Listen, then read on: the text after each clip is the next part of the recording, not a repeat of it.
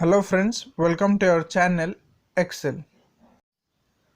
आज हम एक नज़र डालेंगे इंट्रोडक्शन ऑफ साइकोलॉजी की तरफ और जानेंगे साइकोलॉजी का नेचर क्या है, उसके गोल्स क्या है, साइकोलॉजी की कुछ डेफिनेशंस और उसकी एक शॉर्ट हिस्ट्री।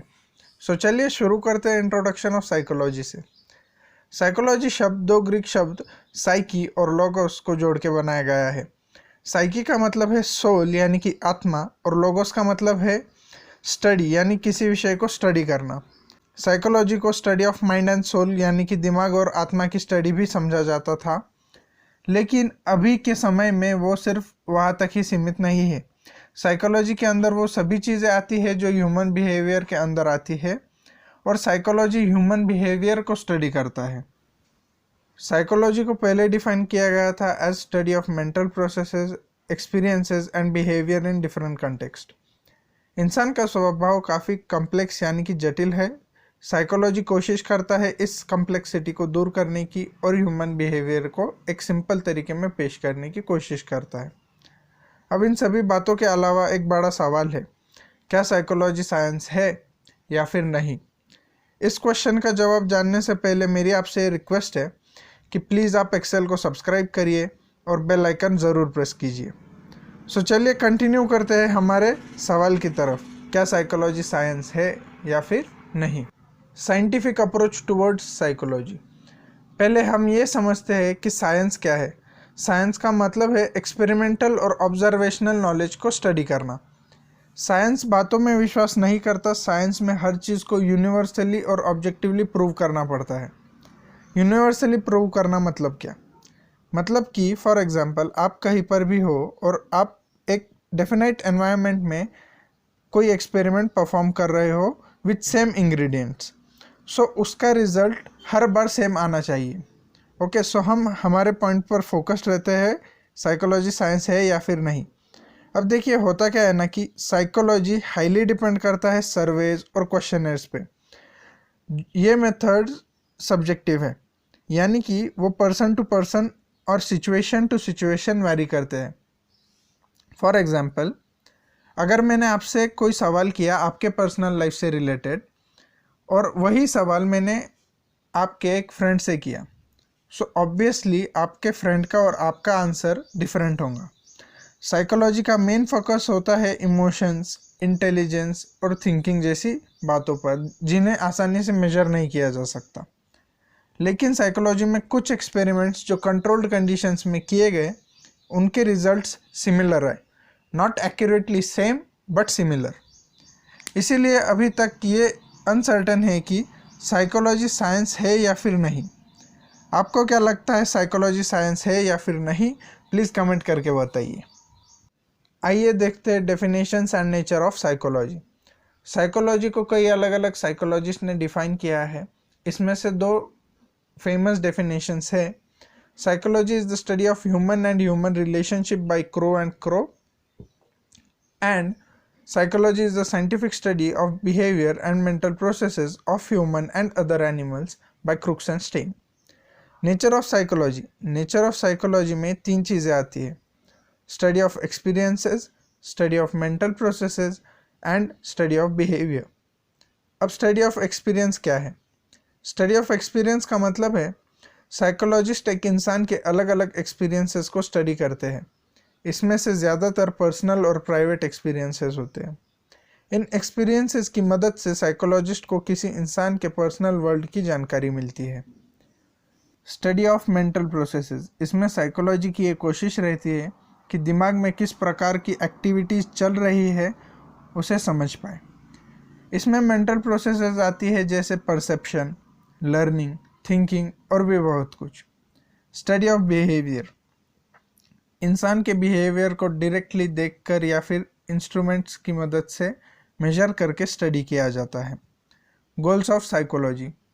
साइकोलॉजी के चार मेन गोल्स हैं: to describe, to explain, to predict and to control the behaviour. To describe psychology का सबसे पहला गोल है।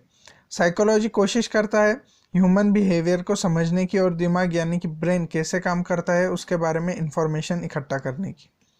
यह सब किया जाता है सर्वेज, ऑब्जर्वेशन और केस स्टडीज़ की मदद से।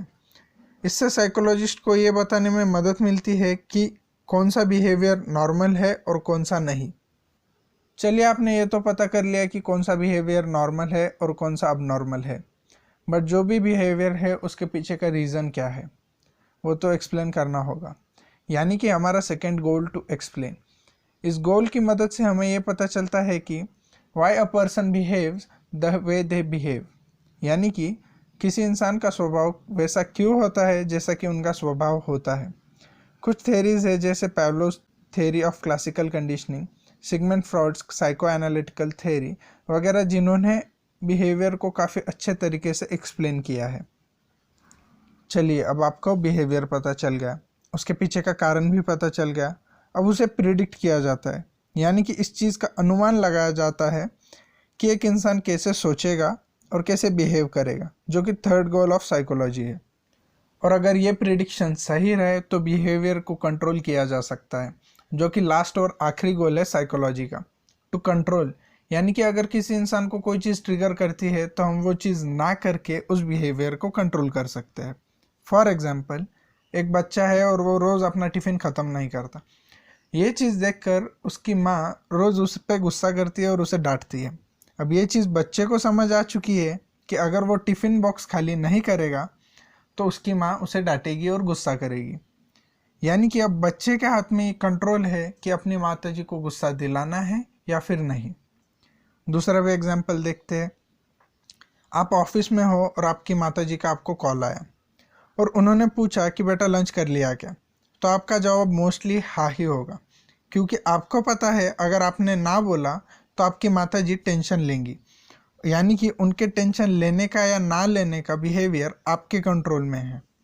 History of psychology. हिप्पोक्रेट्स ने 400 BC में कहा कि दिल से ज़्यादा दिमाग इम्पॉर्टेंट है। सोक्रेट्स ने मेंशन किया कि दिल और दिमाग के अलावा एक तीसरी एंटिटी है, यानी कि आत्मा है।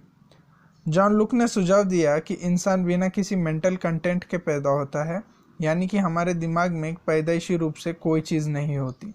17वीं सदी तक साइकोलॉजी फिलॉसफी और फिजियोलॉजी का पार्ट था। 1879 में साइकोलॉजी एक इंडिपेंडेंट सब्जेक्ट बना। विलियम वुंट ने पहली एक्सपेरिमेंटल लेबोरेटरी एस्टेब्लिश की यूनिवर्सिटी ऑफ लेप्जिग में in Germany. History in Indian context. Bharat में साइकोलॉजी काफ़ी पुरानी है और ये पहले फिलॉसफी का पार्ट थी। हमारे वेद, पुराण, उपनिषद, रामायण और महाभारत जैसी महाकथाओं को ह्यूमन लाइफ का गाइड समझा जाता है। बुद्धिज़्म और जैनिज़्म की फाउंडेशन है स्पिरिचुअलिटी और उसका मेन फोकस है सेल्फ रियलाइजेशन। हमारा माइथोलॉजिकल लिटरेचर काफ़ी वाइड और इम्प्रेसिव है, लेकिन उसका ज़्यादा इम्पैक्ट हमें मॉडर्न इंडियन साइकोलॉजी पर नहीं देखने मिलता। मॉडर्न इंडियन साइकोलॉजी पर वेस्टर्न पर्सपेक्टिव्स का ज़्यादा इम्पैक्ट है। 1916 में फर्स्ट डिपार्टमेंट ऑफ साइकोलॉजी बना इन कलकत्ता, यानी कि आज का कोलकाता। 1922 में डॉक्टर गिरीन्द्र शेखर बोस ने Indian psycho analytical society build की। 1947 में एक इंस्टीट्यूट स्टार्ट हुआ, Bangalore lunatic asylum. Bangalore lunatic asylum आज भी फंक्शन कर रहा है with the new name national institute of mental health and neuroscience, निम्हांस। निम्हांस India के रेप्यूटेड इंस्टीट्यूट्स में से एक है। अभी के लिए बस इतना ही। अगर आपको ये वीडियो पसंद आई तो प्लीज़ वीडियो को लाइक करिए और शेयर ज़रूर कीजिएगा। Thanks for watching. Be happy.